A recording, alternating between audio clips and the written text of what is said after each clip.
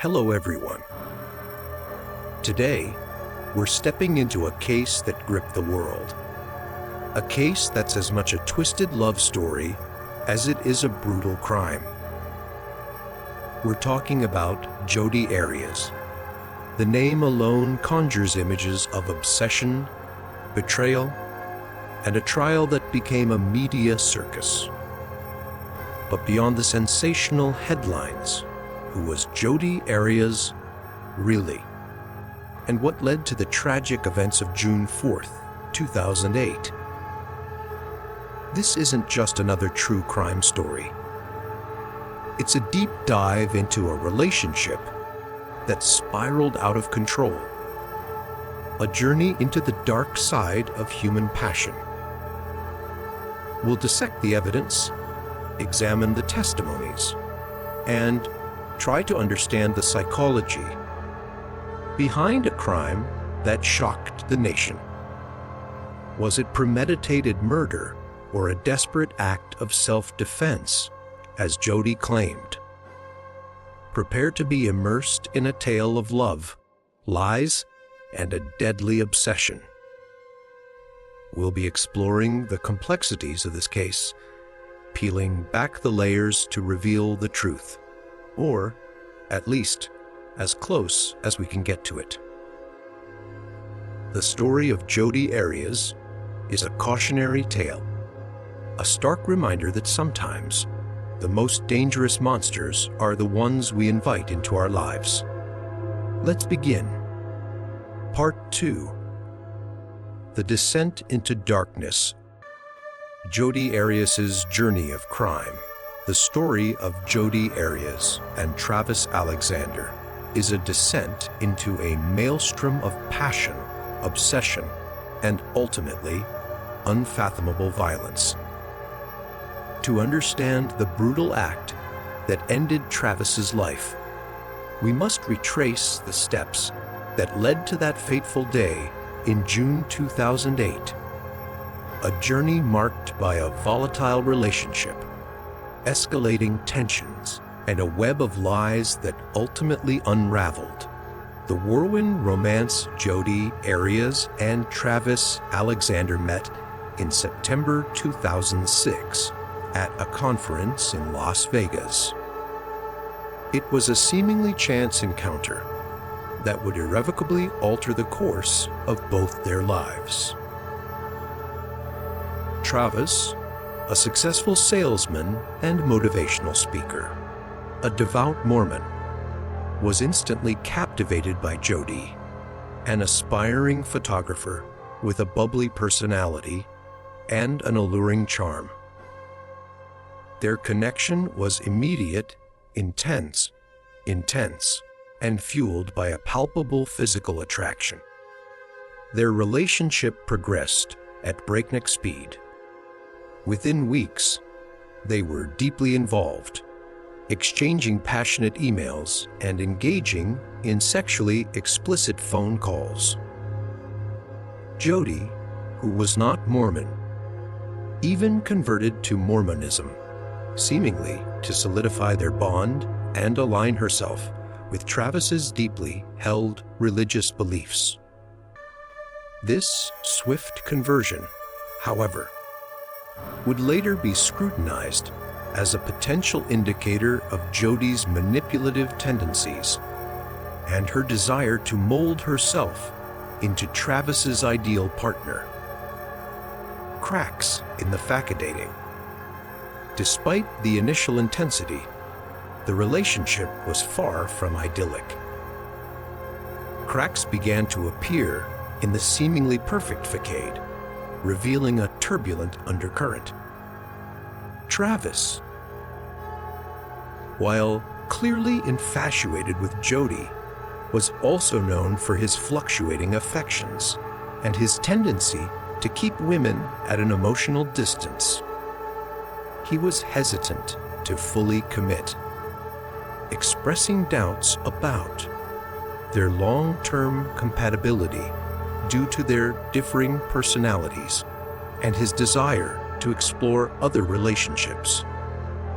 Jodi, on the other hand, was deeply and increasingly obsessed with Travis. She craved his attention, his affection, and his commitment. Her emails became increasingly demanding, filled with declarations of undying love intertwined with expressions of insecurity and jealousy. She struggled to accept Travis's need for space and his reluctance to fully embrace a future with her. The breakup and the spiral, after a mere 5 months, in June of 2007, Travis ended the relationship. He cited his desire to focus on his faith and his discomfort with the intensity of Jodi's emotions. This breakup, however, did not mark the end of their entanglement. Instead, it ignited a dangerous obsession within Jodi, setting in motion a chain of events that would culminate in tragedy. Jodi refused to accept the breakup. She moved to Mesa, Arizona, to be closer to Travis, even though he had made it clear that he wanted to move on. She continued to contact him relentlessly, bombarding him with emails, text messages, and phone calls. Her behavior became increasingly erratic, oscillating between desperate pleas for reconciliation and angry accusations. Travis, while attempting to maintain a friendly relationship with Jodi, was clearly disturbed by her behavior. He confided in friends, expressing his concerns about her obsessive nature and her inability to respect his boundaries. He described her as dramatic and unstable, and even voiced fears that she might harm herself or him. The stalker Jodi's obsession escalated into what can only be described as stalking. She would show up uninvited at Travis's house, sometimes letting herself in when he wasn't home. She slashed his tires on one occasion. She hacked into his email and social media accounts, monitoring his communications and attempting to sabotage his new relationships. There were also reports of Jodi engaging in bizarre and disturbing behavior. She allegedly sent threatening messages to other women Travis was dating, posing as him or as a concerned friend. These actions painted a picture of a woman consumed by jealousy and driven by a desperate need to control Travis and his affections, even after he had explicitly rejected her. The final trip. In the weeks leading up to the murder, Travis's friends noticed a change in his demeanor. He seemed increasingly anxious and on edge. He confided in them about his growing fear of Jodi, expressing concerns that she might do something drastic. Despite this, on June 2, 2008, Jodi made one final trip to Mesa to see Travis. The reasons for the trip are still disputed. It remains unclear if she was invited or if she, once again, appeared unannounced. June 4, 2008. The day of the murder, the events of June 4, 2008, are shrouded in a fog of conflicting accounts and unanswered questions. What is known is that on that day, Jodi Arias and Travis Alexander engaged in sexual activity, documented by a series of explicit photographs taken by Jodi with Travis's camera. These photographs provide a chilling glimpse into the final hours of Travis's life. capturing a seemingly intimate encounter that would soon turn horrifically violent. According to Jody's later testimony, an argument erupted after their sexual encounter. She claimed that Travis became enraged when she accidentally dropped his new camera. This alleged incident, she stated, triggered a violent outburst from Travis, leading to a physical altercation in which she feared for her life. The physical evidence, however, tells a far more gruesome story. Travis Alexander was found dead in the shower of his Mesa home. He had been stabbed multiple times. His throat had been slit from ear to ear, nearly decapitating him. And he had been shot in the head. The sheer brutality of the attack suggested a rage far beyond a simple argument gone wrong. The crime scene was a bloodbath, a testament to the ferocity of the violence inflicted upon Travis. The aftermath, lies and deception. In the immediate aftermath of the murder, Jodi Arias embarked on a campaign of deception, weaving a complex web of lies to conceal her involvement in the crime. Her initial story was that she was not in Mesa on the day of the murder. She claimed to be on a road trip to Utah with another man. However, this alibi quickly fell apart under scrutiny. When confronted with evidence placing her in Mesa on June 4th, Jodi changed her story. She then claimed that two masked intruders had broken into Travis's house, murdered him, and attacked her. She described a harrowing ordeal, claiming that she had barely escaped with her life. This story, too, was riddled with inconsistencies and lacked any supporting evidence. The Camargue A silent witnessing. The key piece of evidence that ultimately shattered Jodi's fabricated accounts was Travis's own camera, found damaged in the washing machine at his home. Investigators were able to recover deleted images from the camera's memory card, including the sexually explicit photographs taken on the day of the murder, as well as a series of chilling images taken during the attack itself. These photographs provided a timeline of the events, capturing Travis in the shower, seemingly unaware of the impending danger. One photograph, taken inadvertently during the struggle, showed a figure believed to be Jodi standing over Travis as he lay bleeding in the shower. Perhaps the most damning image was a time-stamped photograph of Travis, bleeding profusely moments before his death. The trial, a media sensation. The discovery of the camera and the recovered images led to Jodi Arias' arrest on July 15, 2008. She was charged with first-degree murder. Her trial, which began in December 2012, became a national media sensation, captivating the public with its lurid details and the stark contrast between the seemingly innocent-looking defendant and the brutality of the crime she was accused of.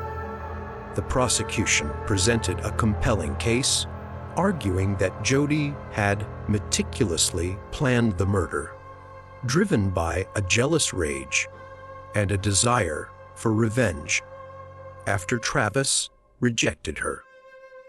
They highlighted her history of stalking, her inconsistent statements to police and the damning photographic evidence. Jody's defense team, on the other hand, argued that she had acted in self-defense. They portrayed Travis as a physically and emotionally abusive partner who had manipulated and exploited Jody. They claimed that Jody had suffered from battered woman syndrome and that she had killed Travis in a moment of sheer terror, fearing for her life. Jody's testimony, a shifting narrative. Jody Arias took the stand in her own defense, testifying for a staggering 18 days. Her testimony was a roller coaster of emotions, filled with tears, contradictions, and graphic descriptions of her sexual relationship with Travis. She claimed that she had no memory of the actual killing, suggesting that she had experienced a dissociative episode during the attack. Her credibility, however, was severely damaged by her ever-shifting narrative. She had initially denied being in Mesa, then claimed a home invasion, and finally settled on self-defense. These inconsistencies, coupled with the overwhelming evidence against her, cast serious doubt on her claims. The verdict, after a lengthy and highly publicized trial, the jury found Jody Arias guilty of first-degree murder on May 8, 2013. The trial then moved into the penalty phase, where the jury had to decide whether to sentence Jody to life in prison or the death penalty. The penalty phase was just as dramatic as the guilt phase. The defense presented evidence of Jody's troubled upbringing and her alleged mental health issues, arguing that she was a victim herself. The prosecution, however, emphasized the brutality of the crime and the lack of remorse shown by Jody. In the end, the jury was unable to reach a unanimous decision on the death penalty, resulting in a hung jury. A second penalty phase also resulted in a hung jury. Ultimately, the judge sentenced Jody Arias to life in prison without the possibility of parole. The unanswered questions, while Jody Arias' conviction brought a measure of closure to the case, many questions remain unanswered. Was the murder truly premeditated, as the prosecution argued? Or was it a crime of passion, committed in a moment of rage, as Jody claimed? The true nature of the relationship between Jody Arias and Travis Alexander also remains a subject of debate. Was Travis the abusive manipulator that Jody's defense team portrayed him to be?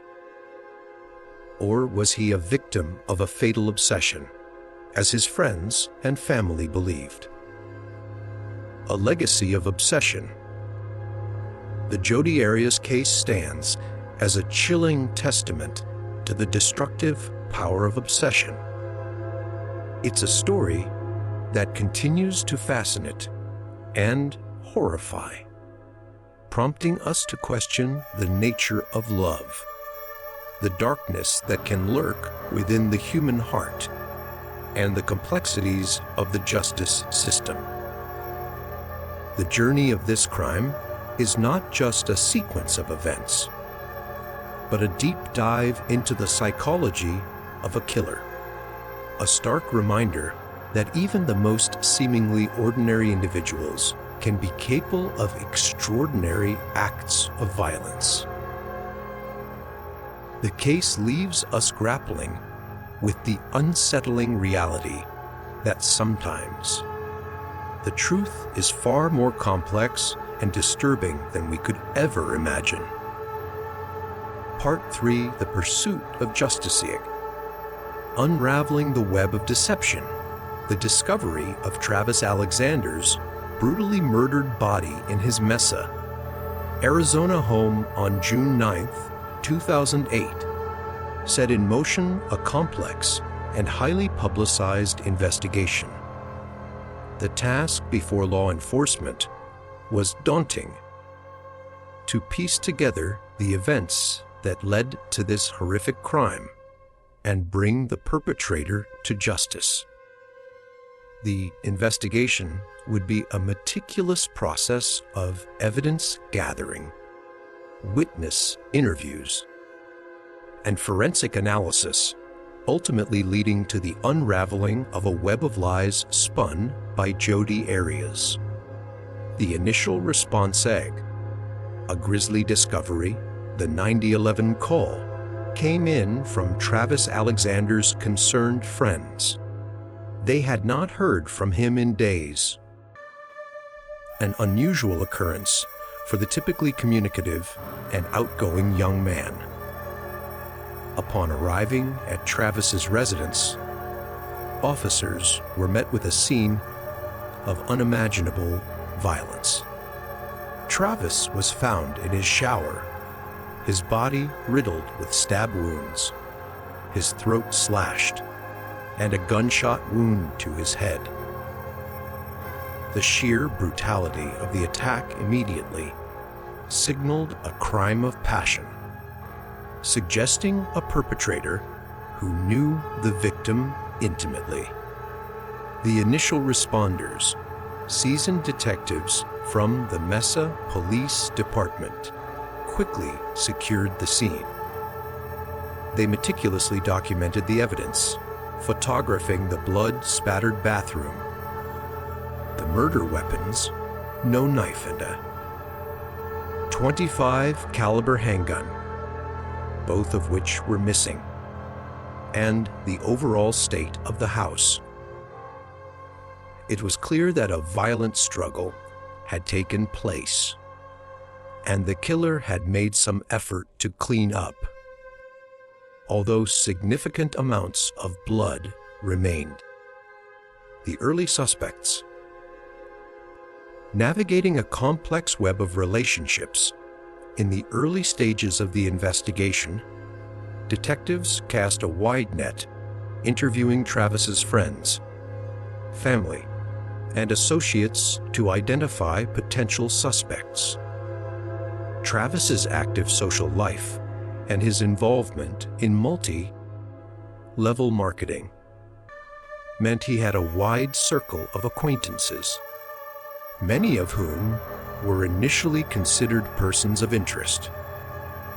The investigation quickly focused on individuals who had close personal relationships with Travis. This included his recent ex-girlfriends, business partners, and even some members of his church community. The detectives were aware of Travis's reputation for having multiple romantic interests and sought to understand the dynamics of these relationships, looking for any signs of jealousy, conflict, or animosity that could have escalated to violence. The focus shifts so Jodi Arias emerges as the investigation progressed. One name began to surface repeatedly in interviews with Travis's friends and associates, Jodi Arias. They described her as an ex-girlfriend who had exhibited obsessive and controlling behavior, even after their breakup. Friends recounted stories of Jodi showing up uninvited at Travis's house, slashing his tires, and sending threatening messages to other women he was dating. This information, coupled with the discovery of a .25 caliber shell casing at the crime scene, Joe caliber not commonly used, began to shift the focus of the investigation towards Jodi.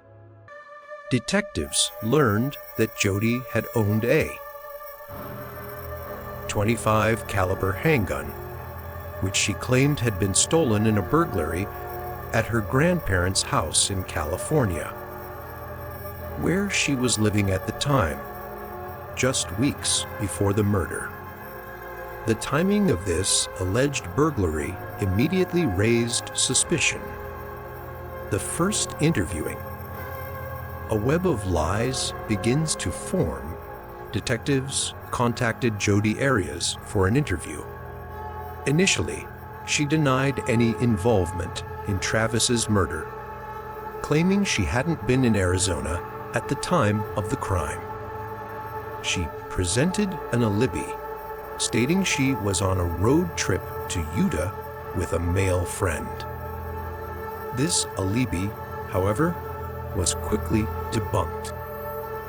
The man she claimed to be with denied being with her, and phone records placed her in Arizona, not Utah, on the day of the murder. Faced with this contradictory evidence, Jodi changed her story. In a subsequent interview, she admitted to being in Mesa on June 4th, but claimed that she had left Travis's house unharmed after a day of intimacy. She vehemently denied any involvement in his death. The physical evidence connecting Jodi to the scene despite Jodi's denials. The physical evidence began to paint a different picture. Detectives obtained phone records that showed numerous calls and text messages between Jodi and Travis in the days leading up to the murder, including several on the day of the crime. These records contradicted Jodi's claim that she had limited contact with Travis after their breakup. Furthermore, investigators found Jodi's palm print in blood inside Travis's house, near the hallway leading to the bathroom where he was killed. This was a crucial piece of evidence directly linking Jodi to the crime scene and contradicting her claim of not being present during the murder. The Camargue. A silent witness emerges, perhaps the most significant break in the case came with the discovery of Travis's digital camera, found damaged in the washing machine at his home. It appeared that the killer had attempted to destroy the camera, likely believing it contained incriminating evidence. However, the Mesa Police Department's forensic team was able to recover several deleted images from the camera's memory card. These images would prove to be pivotal in the investigation, providing a chilling visual timeline of the events that transpired on June 4th. The recovered photographs included a series of sexually explicit images of Jodi and Travis, taken on the day of the murder. These photos not only confirmed Jodi's presence in Travis's house, but also suggested an intimate encounter shortly before the violent attack. The time stamped Terrorg images of the attack. Even more damning were the photographs taken after the intimate encounter. These images captured a horrifying sequence of events, seemingly documenting the attack on Travis. One photograph showed Travis in the shower, seemingly unaware of the impending danger. Another photograph, believed to have been taken inadvertently during the struggle, showed a figure, later identified as Jody, standing over Travis as he lay bleeding in the shower. The most chilling image was a time-stamped photograph of Travis, covered in blood, moments before his death. The arrest Jody Arias is taken into custody. The recovered photographs, along with the other physical evidence and the inconsistencies in Jody's statements, provided more than enough probable cause for her arrest. On July 15, 2008, Jody Arias was arrested in her grandparents' home in Recca, California, and charged with the first-degree murder of Travis Alexander. The interrogation, a battle of wits, following her arrest. Jody Arias was subjected to hours of interrogation by Mesa police detectives. These interrogations were a battle of wits, with Jody attempting to maintain her innocence, while detectives methodically presented her with the mounting evidence against her. During these interrogations, Jody's story continued to evolve. She now claimed that two masked intruders, a man and a woman, had broken into Travis's house, murdered him, and attacked her. She described a terrifying ordeal, claiming that she had barely escaped with her life. This new alibi, however, was just as implausible as her previous ones. There was no evidence of forced entry, no signs of a struggle involving multiple attackers, and no explanation for why the intruders would have left Jody alive. The forensic evidence, blood, hair, and DNA, the forensic analysis of the crime scene, further solidified the case against Jody. Bloodstains throughout the bathroom were analyzed, and DNA testing confirmed that the blood belonged to both Travis and Jody. This evidence directly contradicted Jody's claim of a home invasion by unknown assailants. Furthermore, a single hair, found in the shower near Travis's body, was also analyzed. The hair was determined to be consistent with Jody's hair, further placing her at the scene of the crime during the attack. The trial preparation, building a case for murder with Jody Arias in custody, the prosecution team, led by Maricopa County Attorney June Martinez, began meticulously preparing for trial. They assembled a team of experts in forensics, DNA analysis, and crime scene reconstruction to present a compelling case to the jury. The prosecution strategy was to demonstrate that Jody had meticulously planned the murder, driven by a jealous rage and a desire for revenge after Travis rejected her. They intended to show that she had traveled to Mesa with the intent to kill Travis, armed with a gun and a knife, and that she had carefully staged the crime scene to make it look like a robbery gone wrong. The defense strategy, a claim of self-defense. Jody Arias' defense team, on the other hand, faced an uphill battle. The overwhelming physical evidence and the inconsistencies in Jody's statements made it difficult to argue her innocence.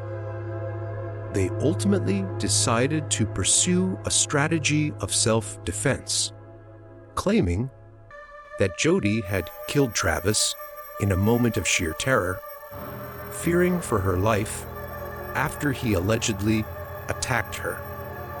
The defense team's strategy involved portraying Travis as a physically and emotionally abusive partner who had manipulated and exploited Jodi. They argued that Jodi had suffered from battered woman syndrome and that she had acted out of a desperate need to protect herself. The media circus songs, a trial in the public, from the moment of Jodi Arias's arrest, the case attracted a media attention. The combination of a beautiful young woman accused of a brutal murder, a charismatic victim, and a story filled with sex, lies, and betrayal proved irresistible to the public and the media alike. The trial, which began in December 2012, became a national media sensation.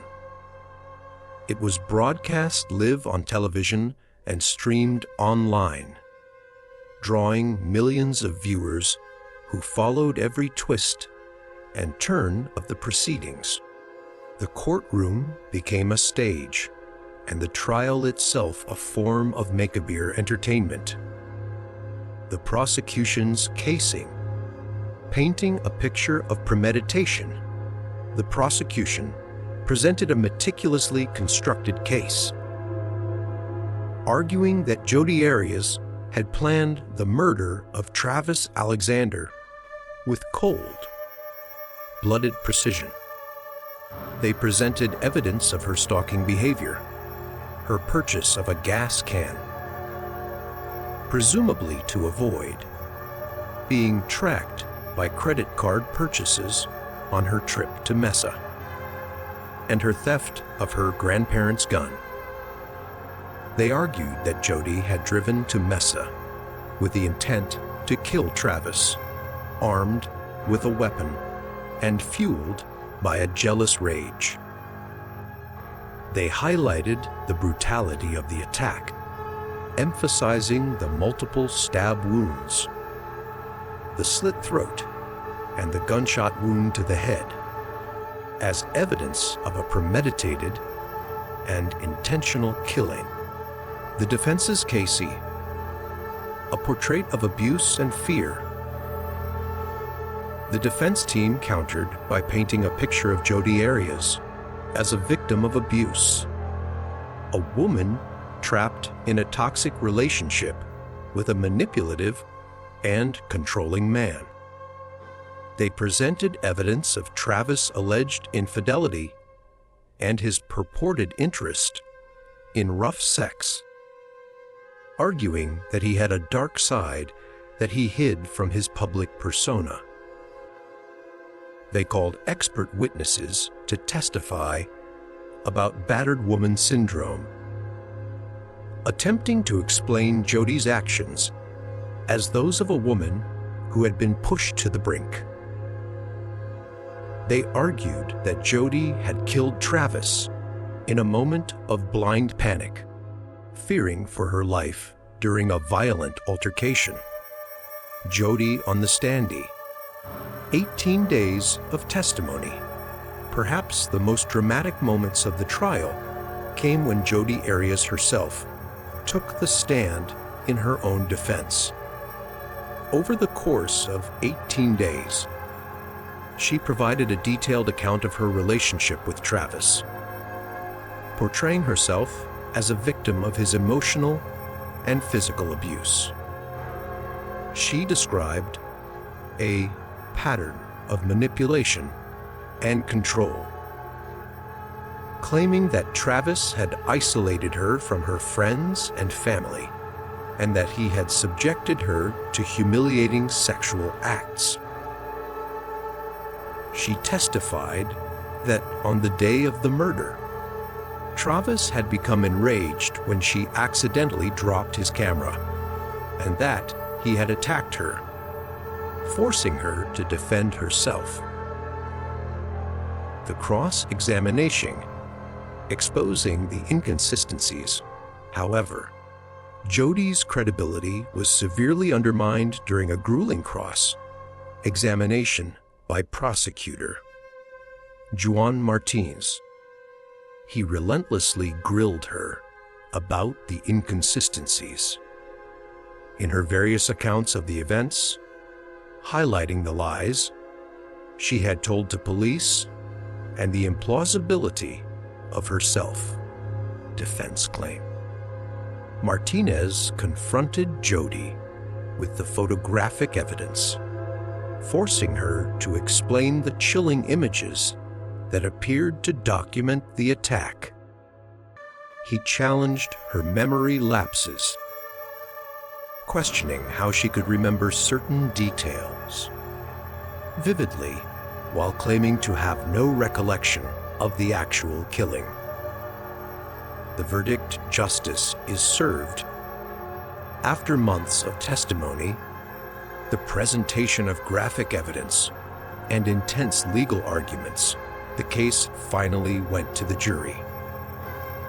On May 8, 2013, after deliberating for over 15 hours, the jury reached a verdicting.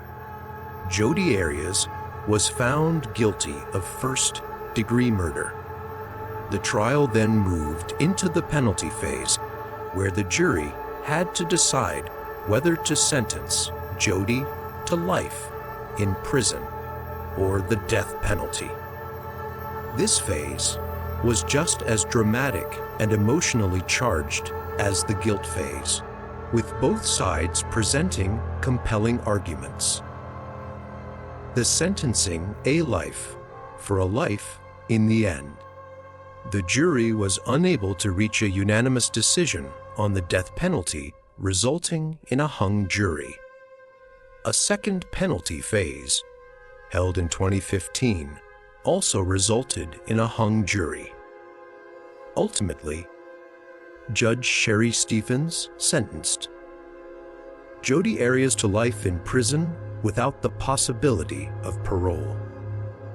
The pursuit of justice in the Jody Arias case was a long and arduous journey, marked by meticulous investigation, forensic breakthroughs, and a trial that captivated the nation.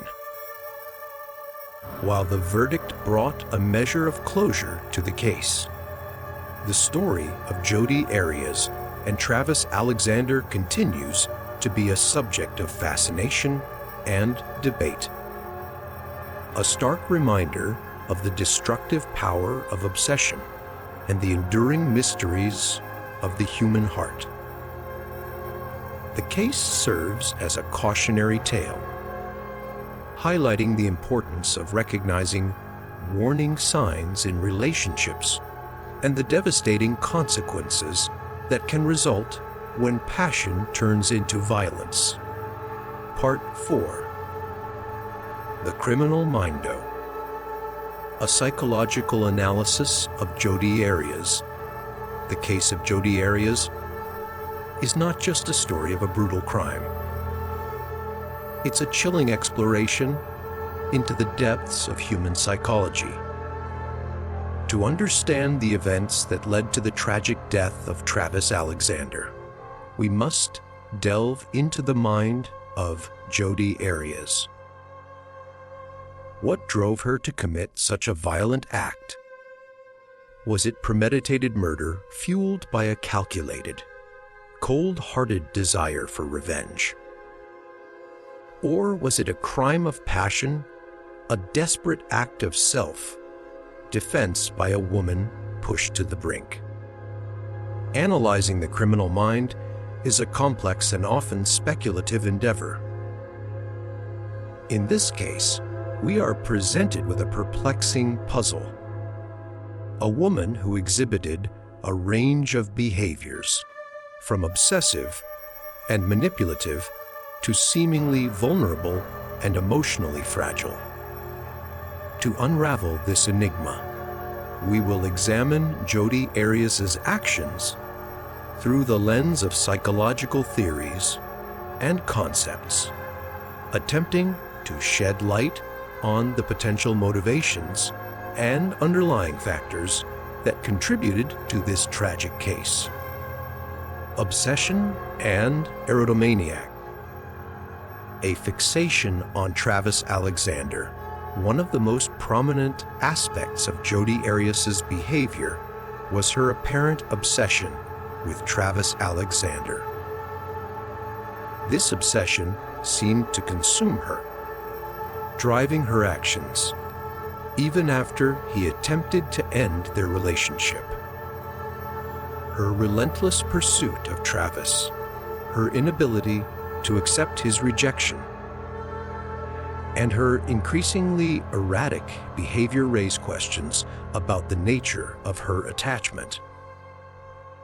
Some experts have suggested that Jodi may have suffered from erotomania, a rare delusional disorder characterized by the belief that another person, often of higher social status, is in love with them.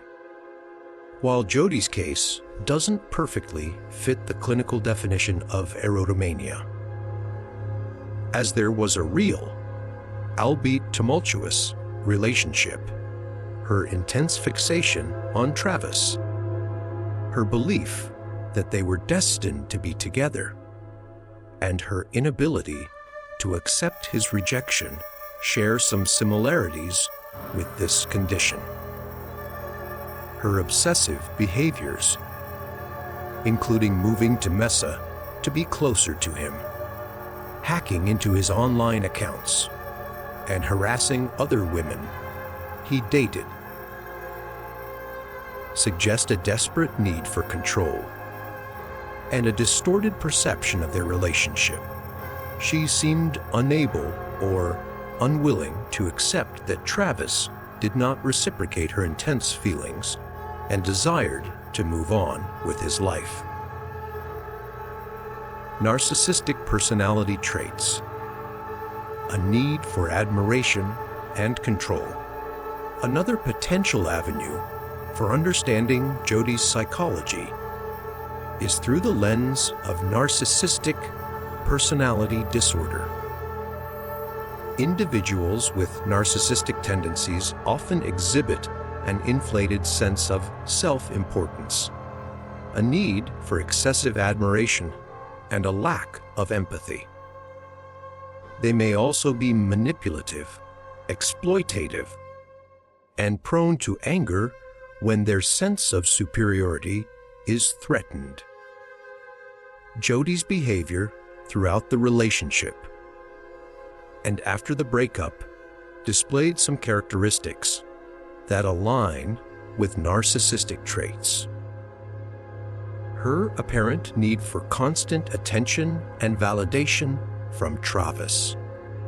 Her anger and jealousy when he showed interest in other women, and her attempts to control his social life suggest a fragile ego and a deep-seated insecurity masked by a facade of confidence. Her elaborate lies and shifting narratives after the murder could also be interpreted as narcissistic attempts to maintain a positive self-image and avoid taking responsibility for her actions. She seemed more concerned with how she was perceived by others than with the gravity of the crime she had committed. Borderline personality disorder, emotional instability, and fear of abandonment. Borderline personality disorder, BPD, is another psychological condition that has been suggested as a potential factor in understanding Jodi's behavior. BPD is characterized by emotional instability, intense and unstable relationships, a fear of abandonment, impulsivity, and a distorted sense of self. Individuals with BPD often experience extreme mood swings, shifting rapidly between idealization and devaluation of others. They may engage in self-harming behaviors and struggle with feelings of emptiness and anger. Jodi's tumultuous relationship with Travis, marked by intense highs and lows, her rapid shifts in mood, and her desperate attempts to prevent him from leaving her, are consistent with some of the core features of BPD. Her alleged fear of abandonment, potentially stemming from childhood experiences, may have been a significant driver. In her obsessive pursuit of Travis, the defense team in the trial presented evidence of Jodi's troubled upbringing, including alleged emotional and physical abuse. These early life experiences could have contributed to the development of BPD or other attachment issues, making her more vulnerable to intense emotional dysregulation and potentially contributing to her violent reaction when faced with the perceived threat of abandonment. Histrionic personality disorder, attention seeking, and exaggerated emotions. Some observers have also pointed to histrionic personality disorder as a possible explanation for Jodi's behavior. This disorder is characterized by excessive emotionality, attention-seeking behavior, a need for approval, and a tendency to exaggerate emotions and relationships. Jodi's dramatic courtroom demeanor, her lengthy and often tearful testimony, and her graphic descriptions of her sexual relationship with Travis could be interpreted as manifestations of histrionic traits. She seemed to thrive in the spotlight of the trial, using the platform to tell her story and garner attention, even if it was negative attention. Her tendency to embellish and exaggerate, as evidenced by the inconsistencies in her various accounts of the events, also aligns with some aspects of histrionic personality disorder. However, it's important to note that these behaviors could also be attributed to other factors, such as a calculated attempt to manipulate the jury or a defense mechanism to cope with the trauma of the trial, psychopathy, and the capacity for violence. While Jodi Arias does not fit the typical profile of a psychopath, some aspects of her behavior raise questions about her capacity for empathy and remorse.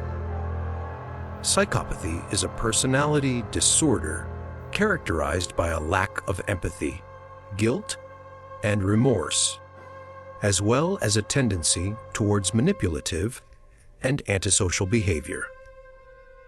Psychopaths are often described as cold, calculating, and lacking in conscience.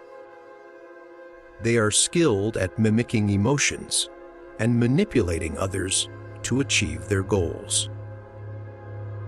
While Jodi displayed emotional outbursts, particularly during the trial, some have argued that these were calculated performances designed to elicit sympathy rather than genuine expressions of emotion. The brutality of the murder, the multiple stab wounds, the slit throat, and the gunshot wound suggest a level of rage and violence that goes beyond a typical crime of passion.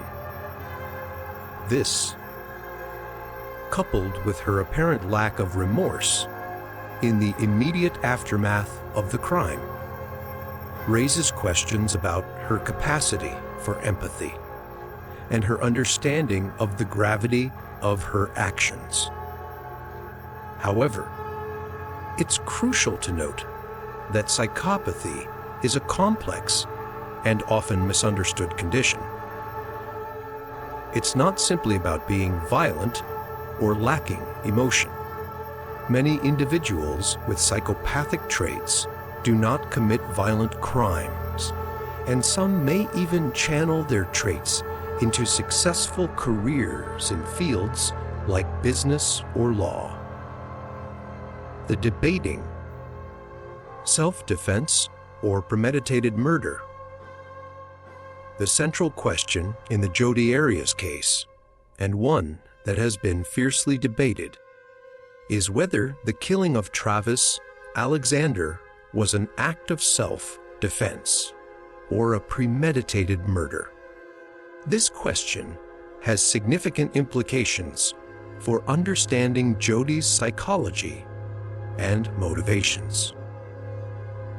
The defense team argued that Jodi acted in self-defense, fearing for her life during a violent altercation with Travis. They presented evidence of his alleged abusive behavior and claimed that Jodi suffered from battered woman syndrome. This theory suggests that Jodi's psychological state was shaped by a history of abuse, leading her to perceive a heightened level of threat and react with deadly force. The prosecution, on the other hand, painted a picture of a cold-blooded, calculated murder driven by jealousy and revenge. They argued that Jodi's actions leading up to the murder, including her stalking behavior, her purchase of a gas can, and her theft of a gun, demonstrated premeditation and intent to kill. The role of trauma and dissociation. Jodi Arias claims to have experienced a dissociative episode during the attack, resulting in a memory gap surrounding the actual killing. Dissociation is a psychological defense mechanism that can occur in response to extreme stress or trauma. It involves a detachment from reality, a sense of being outside oneself, and often memory loss. The defense team argued that Jodi's alleged history of abuse, coupled with the trauma of the alleged attack by Travis, could have triggered a dissociative episode, explaining her inability to recall the details of the killing. However, the prosecution challenged this claim, arguing that it was a convenient excuse to avoid taking responsibility for her actions. The concept of dissociation is complex and often difficult to prove or disprove. While it is a recognized psychological phenomenon, it is also sometimes used as a defense strategy in criminal cases, making it crucial to examine such claims with a critical eye. The impact of media and public perception. The intense media coverage of the Jodi Arias case undoubtedly played a role in shaping public perception of her and her psychological state. The trial was a media circus, with every detail of Jodi's life and her relationship with Travis dissected and analyzed in the public eye. This constant scrutiny and the often sensationalized portrayal of Jodi in the media likely contributed to the polarization of opinions about her. Some saw her as a cold-blooded killer, a manipulative sociopath who deserved the death penalty. Others viewed her as a victim of abuse, a woman driven to a desperate act by a controlling and abusive partner. The media's focus on the salacious details of the case, particularly the sexual aspects of Jodi and Travis's relationship, often overshadowed the more nuanced psychological aspects. This further complicated the public's understanding of Jodi's motivations and mental state. The unanswered questions, a complex and enduring enigma. Despite the extensive investigation, the lengthy trial, and the countless hours of analysis, Jodi Arias remains, in many ways, an enigma. Her true motivations, her precise mental state at the time of the murder, and the extent to which her actions were driven by premeditation or a desperate act of self-preservation continue to be debated. The Jodi Arias case serves as a stark reminder of the complexities of human psychology and the challenges of understanding the motivations behind violent acts. It highlights the limitations of our ability to definitively determine the truth, particularly when dealing with conflicting narratives, complex psychological factors, and the inherent subjectivity of human perception. A cautionary tale, the destructive power of obsession. Ultimately, the case of Jodi Arias is a cautionary tale about the destructive power of obsession, the dangers of unchecked jealousy, and the devastating consequences that can result when a relationship spirals out of control. It underscores the importance of recognizing warning signs in relationships, seeking help when needed, and understanding the potential for violence when passion turns into a dangerous fixation. The psychological analysis of Jodi Arias offers a glimpse into a troubled mind, a woman grappling with a complex interplay of emotions, motivations, and potentially underlying mental health issues.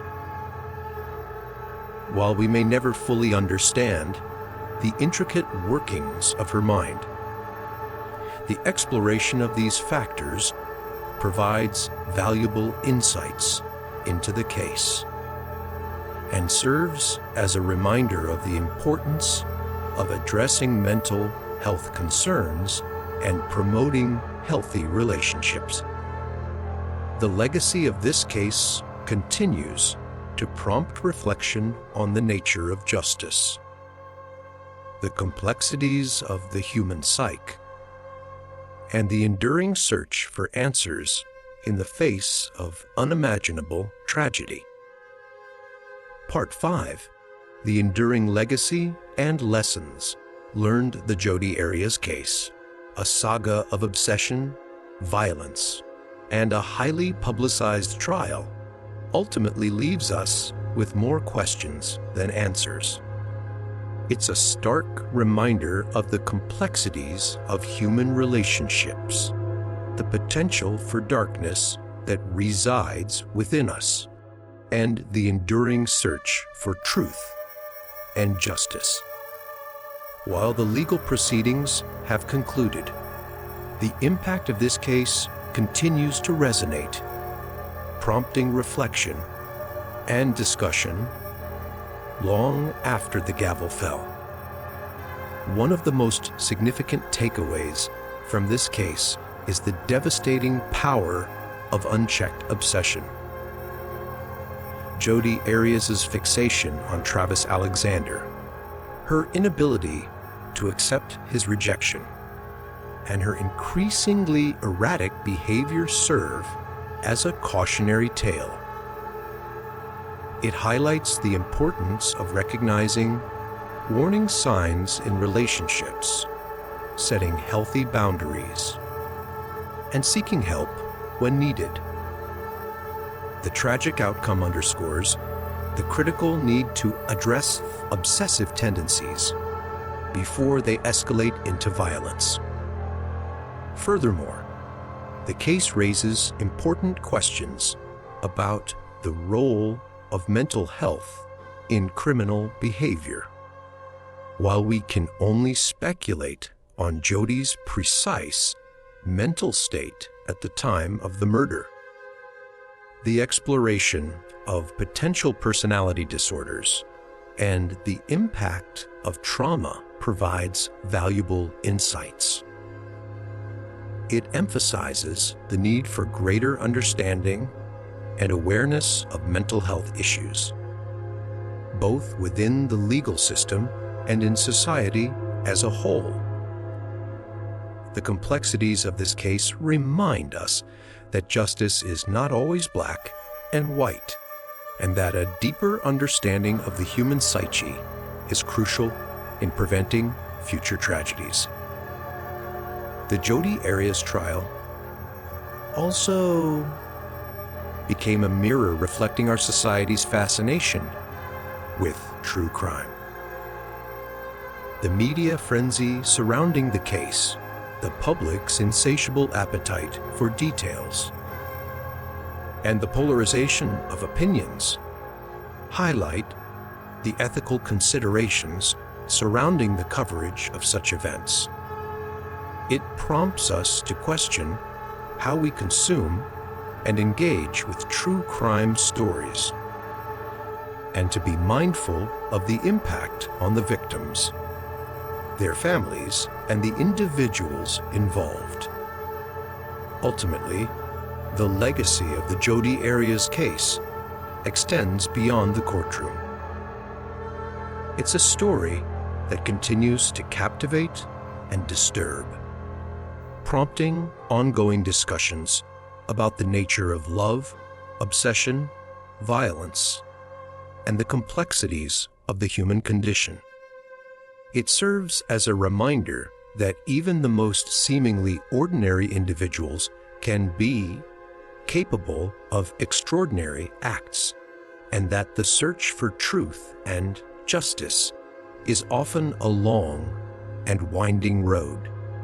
The lessons learned from this tragic case should encourage us to foster healthier relationships, to be more vigilant in recognizing warning signs, and to approach the complexities of the human psyche with empathy and understanding. Thank you for joining me on this in-depth exploration of the Jodi Arias case. I hope this video has provided you with a comprehensive understanding of the events, the investigation, and the psychological factors at play. If you found this video insightful, please give it a thumbs up, share it with others, and subscribe to the channel for more true crime deep dives. I encourage you to share your thoughts and reflections in the comments section below. Your perspectives are valuable, and I look forward to engaging in a thoughtful discussion. Until next time, stay curious, stay informed, and stay safe.